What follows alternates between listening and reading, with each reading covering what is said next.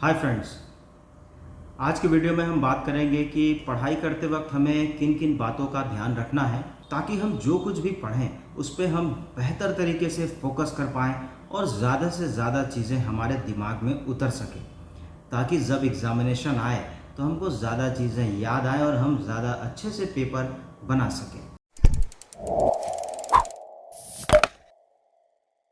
इसमें सबसे पहला पॉइंट आता है कि जब भी आप पढ़ाई करें तो उससे पहले अपने आप को शुद्ध कर लें। जैसे कि आप मुंह हाथ धो लें, आप साफ कपड़े पहनें और अपने पढ़ाई के स्थान पर बैठकर पढ़ाई प्रारंभ करें। पढ़ाई शुरू करने से पहले आप माँ सरस्वती को याद कर सकते हैं, जो ज्ञान की देवी है। गणेश जी को याद कर सकते हैं, जो ज्ञान के भंडार हैं। फिर दूसरी बात, बहुत सारे बच्चों को हमने देखा है कि वो बिस्तर पर बैठ के पढ़ने लग जाते हैं। तो आप सोचिए, बचपन से आपने बिस्तर को इस्तेमाल किया है नींद पूरी करने के लिए, तो स्वाभाविक बात है जब आप बिस्तर पर बैठ के पढ़ते हैं तो कुछ देर में आपको नींद आने लग जाती है। तो इसलिए जब भी आप पढ़ाई करने बैठें तो टेबल या कुर्सी में बैठकर ही पढ़ाई करें, जिससे आप बेहतर तरीके से कंसंट्रेट कर पाएंगे, फोकस कर पाएंगे। और टेबल भी दीवार से लगा हुआ टेबल हो, ताकि आपको कुछ नोटिस है, ताकि आपको कुछ पीरियोडिक टेबल हैं या कुछ आपको इम्पॉर्टेंट नोट्स हैं जो आप उस दीवार के सामने एक फ्रेम बनाकर लगा सकते हैं, या अपने गोल्स आप फ्रेम बनाकर वहाँ पे लगा सकते हैं। दूसरी बात, बहुत सारे घरों में बच्चे टीवी के सामने पढ़ाई करते हैं या दूर कहीं पे म्यूज़िक सिस्टम चलता है, फिल्मी गाने चलते हैं और वे बच्चे पढ़ाई कर रहे हैं। तो टेलीविज़न, रेडियो या कोई भी उपकरण से रेडियो फ्रीक्वेंसीज निकलती हैं जो हमारे ध्यान को भटकाने का काम करते हैं। ठीक है, आपने टेलीविज़न में कोई भी धारावाहिक, कोई भी एपिसोड देखा होगा, उसमें म्यूज़िक जो चलती है वो बहुत तेज़ होती है। किसी ने कुछ कह दिया, एक महिला ने दूसरे महिला को कुछ कर दिया, तो वो सीन दिखाने के लिए खूब तेज़ म्यूज़िक का इस्तेमाल करते हैं, जिससे स्वाभाविक बात है हमारा ध्यान भटकेगा। फिल्मी गाने हमारे अंदर वो तरंग पैदा करते हैं, हमारे पाँव अपने आप थरकनाने लग जाते हैं, हम डांस के मूड में आ जाते हैं। तो ये सब पढ़ाई के लिए अच्छा नहीं है, है ना। आप चाहें तो क्लासिकल म्यूज़िक या बिल्कुल स्लो म्यूज़िक सुन सकते हैं, क्योंकि एक रिसर्च में बहुत साल पहले मैंने पढ़ा था एक रिसर्च के बारे में, जिसमें शोधकर्ताओं ने पाया था कि क्लासिकल म्यूज़िक से हमारा कंसंट्रेशन बढ़ता है।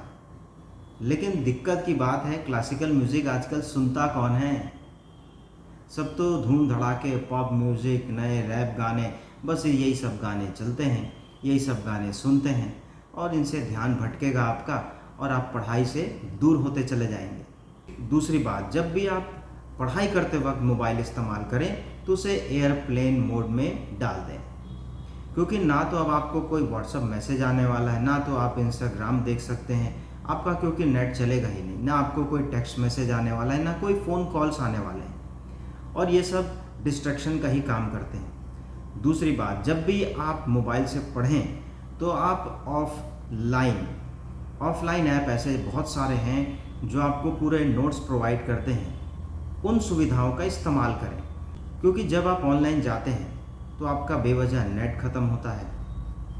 आप या तो कोई मैसेज आया तो उसे देखने बैठ जाते हैं, फिर आप उस मैसेज को बताने के लिए अपने दूसरे दोस्त को कॉल करते हैं और ही बक में कब 1 घंटा बीत जाता है आपको समझ नहीं आता। तो इसलिए इस बात का विशेष ध्यान रखें कि जब भी मोबाइल आप इस्तेमाल करें पढ़ाई के लिए तो उसे एयरप्लेन मोड में डाल दें। दूसरा, ऑफलाइन सुविधा लें। नेक्स्ट पॉइंट की तरफ बढ़ते हैं कि जब मैं स्कूल में था तो ऐसे बहुत सारे बच्चे थे जो चीज़ों को रट लेते थे। कुछ साल के उनमें से मैं भी एक था।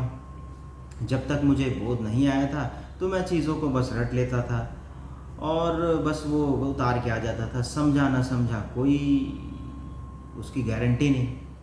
तो ऐसा बिल्कुल ना करें। मेरी सलाह है कि जब भी आप पढ़ें आप नोट्स बनाकर पढ़ें, आप उसे लिख कर पढ़ें। तो लिखने से पता नहीं कुछ तो भी आपके दिमाग, आपके हाथ और वो पेन के बीच कुछ तो भी होता है कि चीज़ें आपको याद रहने लग जाती हैं। जी हाँ, इसके एक दो और फ़ायदे हैं कि आपके पास एक नोट्स तैयार रहता है कि जब वो एग्ज़ाम आने वाला है तब आपके पास एक नोट्स तैयार है। अब उसे आप एक नज़र देखेंगे तो आपको चीज़ें याद आने लग जाएगी। आप एग्ज़ाम के लिए बस जा रहे हैं, लास्ट मोमेंट में जब हम पेज पलटाते हैं तो वो नोट्स आपका बहुत मदद करने वाला है। ठीक है, तो जब भी पढ़ें नोट्स बनाकर ही पढ़ें। इसमें अगला पॉइंट आता है कि जब आप किसी एग्ज़ाम की तैयारी कर रहे हैं, चाहे आप स्कूल में हो, चाहे आप और किसी अन्य हायर स्टडीज़ के लिए एग्ज़ाम की तैयारी कर रहे हों, तो आप ज़रूर पिछले 5 सालों के पेपर का रेफरेंस ज़रूर लें। उसी के अनुसार ही आपको नोट्स बनाने हैं, क्योंकि उससे आपको आइडिया लग जाएगा कि भाई इस विषय से, इस टॉपिक से हर साल 1 या 2 प्रश्न ज़रूर आते हैं। तो ऐसा आपने अगर 30 टॉपिक, 40 टॉपिक निकाल लिया, तो अगर आपने उतने की ही तैयारी कर ली तो आपका पेपर अच्छा ही जाने वाला है। 70 से 80% आपके मार्क्स ज़रूर आने वाले हैं।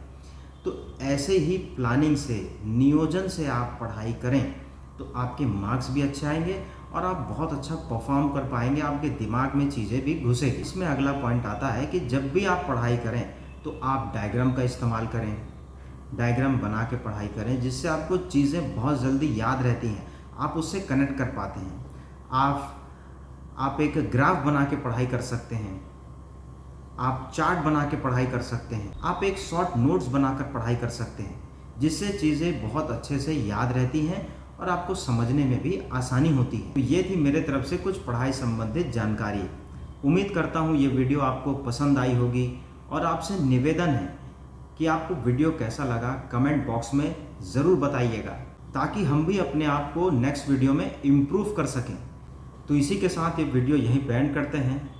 मिलते हैं नेक्स्ट वीडियो में। Till then take care.